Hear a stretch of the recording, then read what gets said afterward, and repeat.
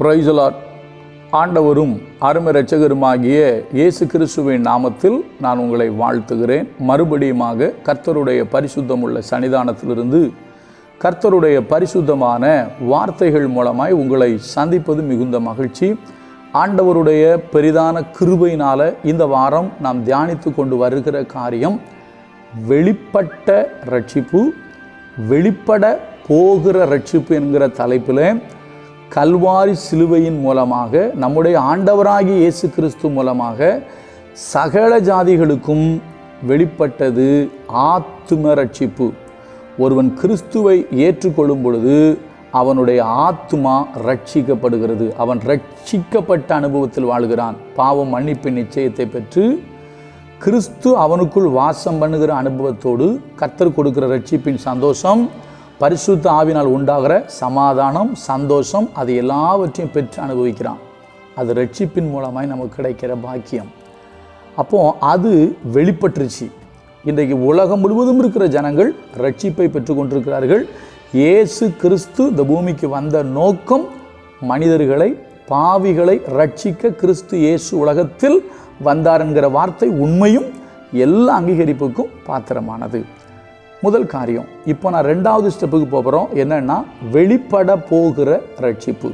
இந்த வெளிப்பட போகிற ரட்சிப்பை யார் சுதந்தரிப்பா?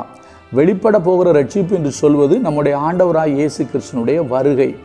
அந்த வருகையில் நாம் கைவிடப்படாமல் எடுத்து கொள்ளப்பட்டு அவரோடு கூட நித்திய ரட்சிப்பை நாம் சுதந்திரிக்க வேண்டும். அந்த வெளிப்பட போகிற ரட்சிப்பு என்பது நித்திய ரட்சிப்பு. அதற்காகத்தான் இயேசு கிறிஸ்து தன்னை பலியாக ஒப்பு கொடுத்தார். நன்றாக கவனிக்கணும். ரெண்டு ரட்சிப்புக்கும் அவர் தான் காரணம். யார் தான் காரணம்? இயேசு தான் காரணம். நீங்கள் எபிரேயரில் படித்தீங்கன்னா இப்படி எழுதப்பட்டிருக்கு, தாம் குமாரனாய் இருந்தும் பட்ட பாடுகளினாலே கீழ்ப்படிதலை கற்றுக்கொண்டு தமது மூலமாய் கீழ்ப்படுகிறவர்களுக்கு தமக்கு கீழ்ப்படுகிற தாம் பூர்ணரான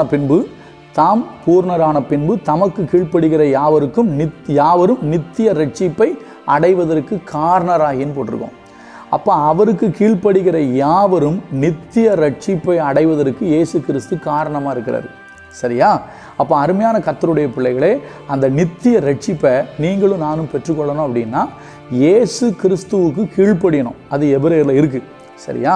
இப்போ கொஞ்சம் உள்ளே போய் அப்போஸ்தலனாகிய பவுல் மூலமாக கர்த்தர் தெசலோனிக்கே திருச்சபைக்கு சொல்லும் பொழுது ரெண்டு காரியம். முதலாவது 1 தெசலோனிக்கேரில் அவர் என்ன சொல்கிறாருன்னு பார்ப்போம்.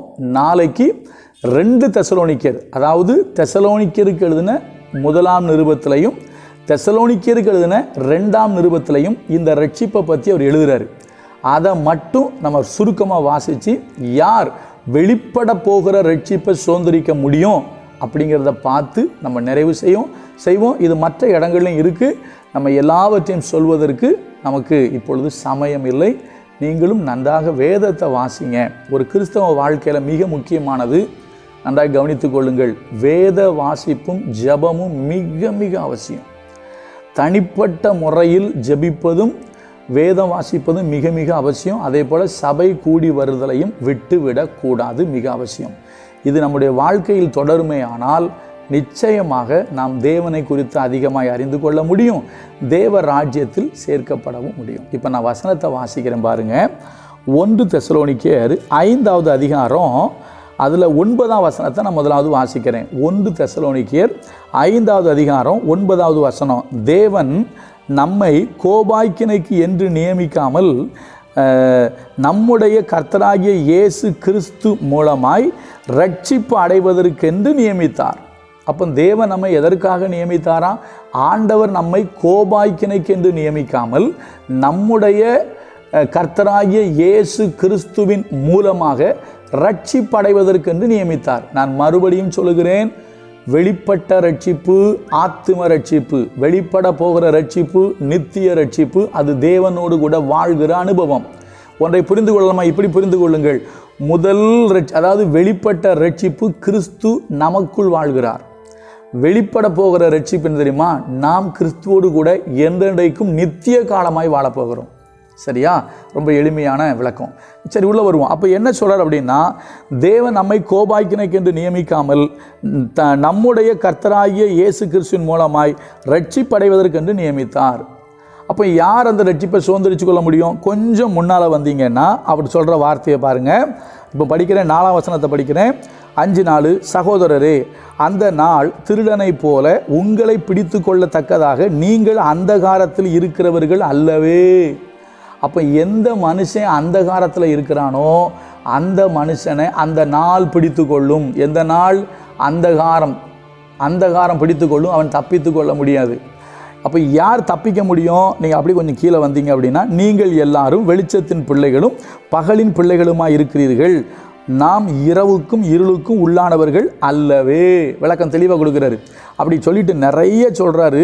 அதில் இப்போ மறுபடியும் படிக்கிறேன், 6லேருந்து படிக்கிறேன். ஆகையால் மற்றவர்கள் தூங்குகிறது போல நாம் தூங்காமல் விழித்து கொண்டு தெளிந்தவர்களாக இருக்க கடவோம். தூங்குகிறவர்கள் ராத்திரியிலே தூங்குவார்கள், வெறி கொள்ளுகிறவர்கள் ராத்திரியிலே வெறி கொள்வார்கள். பகலுக்கு உரியவர்களாகிய நாமோ. அப்போ பகலுக்கு உரியவர்களுடைய கேரக்டர் என்ன? பகலுக்கு உரியவங்க எப்படி இருப்பாங்க? ஏன்னா பகலுக்கு உரியவர்கள் தான் பரமதேசத்தை அடைய முடியும். சரியா? வெளிச்சத்தின் பிள்ளைகள் தான் அந்த வெளிச்சத்தின் ராஜ்யத்துக்கு போக முடியும். சரியா? ஒளியில் உள்ள பரிசுத்தவங்களிடத்தில் போக முடியும். இங்கே நம்ம ஒளியின் பிள்ளைகளாக இருக்கணும். ஒளியின் பிள்ளைகளாக இல்லாமல் இருளின் பிள்ளைகளாக இருந்தோம் அப்படின்னா நாம் ஏமாந்து போயிடுவோம். தேவ ராஜ்யத்தில் பிரவேசிக்க முடியாது. வசனம் தெளிவாக சொல்லுது, பகலுக்கு உரியவர்களாகிய நாமோ. அப்படி சொல்லிட்டு இப்போ படிக்கட்டுமா?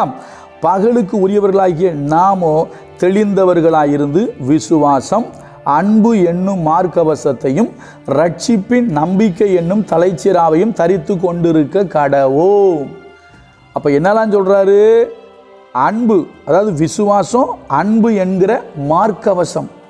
அடுத்தது ஒரு வார்த்தை முக்கியம், ரட்சிப்பின் நம்பிக்கை என்னும் தலைச்சிராவைன்னு போட்டிருக்காரு. இப்போ நான் இதை மட்டும் எடுத்துக்கிறேன். ரட்சிப்பின் நம்பிக்கை. அது என்ன ரட்சிப்பின் நம்பிக்கை? எந்த மனுஷன் நான் ரட்சிக்கப்படுவேனுங்கிற நம்பிக்கையோடு இறுதி வரைக்கும் காத்திருக்கிறானோ அந்த மனுஷன்தான் இயேசு சொன்ன வார்த்தை, முடிவு பரியந்தம் நிலைத்து நிற்பவனே ரட்சிக்கப்படுவான். அப்போ நமக்குள்ள ஒரு நம்பிக்கை இருக்கணும். என்ன நம்பிக்கை? வெளிப்பட போகிற நம்பிக்கை, வெளிப்பட போகிற ரட்சிப்பை குறித்து உங்களுக்கு நம்பிக்கை இருக்கணும். இயேசு கிறிஸ்து வருவார், என்னை தம்மோடு கூட சேர்த்து கொள்வார் என்கிற அந்த நம்பிக்கை உங்களுக்கு இருக்குதா? அதான் எப்படி? ரட்சிப்பின் நம்பிக்கை. ரட்சிப்பின் நம்பிக்கை என்ன ரட்சிப்புங்க? மறுபடியும் சொல்கிறேன், இந்த நம்பிக்கையை, இந்த ரட்சிப்பை பெற்றாச்சு, வெளிப்பட்ட ரட்சிப்பை பெற்றாச்சு, வாழ்க்கையில் அனுபவிக்கிறோம். அதை நீங்கள் இப்போ பார்த்துட்டு நம்ப வேண்டிய அவசியம் இல்லை, நீங்கள் அதை அனுபவிச்சுட்டு இருக்கீங்க. அப்போ வெளிப்பட போகிற ரட்சிப்பை நீங்கள் இன்னும் பார்க்கல, அது இன்னும் நமக்கு அது இன்னும் வெளிப்படலை. அப்போ வெளிப்படாத அந்த ரட்சிப்பை நம்பி அந்த ரட்சிப்புக்காக நீங்கள் காத்திருந்தீங்கன்னா அந்த வெளிப்பட போகிற ரட்சிப்பில் நீங்கள் பங்கு பெற முடியும். அதனால தான் எபிரேயரில் போட்டிருக்கோம், பின்வாங்கி போவானானால் அவன் பேரில் என் ஆத்துமா பிரியமாய் இராது. நாமோ எப்படி? நாமோ கெட்டு போக பின்வாங்குகிறவர்களாய் இராமல் ஆத்துமா ஈடேற விசுவாசிக்கிறவர்களாய் இருக்கிறோன்னு போட்டிருக்கோம் எபிரேயரில். அப்போ கெட்டு போக பின்வாங்காமல் ஆத்துமா ஈடேற நீங்கள் விசுவாசிச்சிங்க அப்படின்னா நீங்கள் அந்த ரட்சிக்கப்படுவோம் என்கிற நம்பிக்கையோடு இருந்தீங்க அப்படின்னா அவர் வருகையில் அந்த வெளிப்பட போகிற அந்த ரட்சிப்பை, நித்திய ரட்சிப்பை நீங்கள் சுதந்தரித்து கொள்ள முடியும். அந்த ரட்சிப்பை குறித்து உங்களுக்கு நம்பிக்கை இல்லைன்னா நீங்கள் எப்படி அந்த ரட்சிப்பை நீங்கள் சுதந்தரிக்க முடியும்? இன்றைக்கு நிறைய பேர் சொல்லுவாங்க தானே, அவர் எப்போ வர போகிறாரு. ஏன்னா பேதுரு எழுதுறாருங்க, நீங்கள் தயவு செஞ்சு 2 பேரையும் படிங்க. அவர் சொல்கிறாரு, அந்நாட்களில், அதாவது கடைசி நாட்களில் பரியாசக்காரர் வந்து சொல்லுவார்களாம், உலகம் தோன்றினது முதல் எல்லாம் அப்படியே இருக்குது, அவர் வருவார் என்று சொல்கிற வாக்கு தத்துவம் எங்கன்னு சொல்லி அநேகர் சொல்லுவாங்களாம். இன்றைக்கும் ஒரு கூட்டம் அப்படி தான் சொல்லிக்கிட்டு இருக்கு. ஒன்றை மறந்து விடாதீர்கள், அவர் சொன்னால் செய்வார்.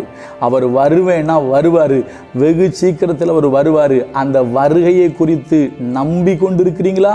அதான் ரட்சிப்பின் நம்பிக்கை என்னும் தலைச்சீராவை சரித்து கொண்டு. ஹெல்மெட் போட்டுருங்க. என்ன ஹெல்மெட் போடணுமா? ஏன்னா அதான் சேஃப்டிங்க. எதுக்கு ஹெல்மெட் போடுறோம்? தலையில் அடிபட்டால் எல்லாமே காலி. நேரம் இல்லை, தலையில் அடிபட்டால் டோட்டலாக அவுட்டு மனுஷன். சரிங்களா? கை கால் முறிஞ்சால் கூட பரவாயில்ல, ஆனால் தலையில் அடிபட்டால் போச்சு. நீங்கள் ஹெல்மெட், என்ன ஹெல்மெட்? மிக முக்கியமானது எது? அவருடைய வருகை. அந்த வருகையை குறித்த நம்பிக்கையே உங்களுக்கு போச்சுன்னா உங்கள் ஆவிக்குரிய வாழ்க்கையை அவுட்டு. யோசிச்சு பாருங்க. நாளைக்கு இதே தெசலோனிக்கேயர்ல ரெண்டாவது நிருபத்தில் உள்ளதை குறித்து உங்ககிட்ட பேசுகிறேன். கர்த்தர் நல்லவர், அவர் கிருபை நம்மேல் என்றும் உள்ளது. God bless you.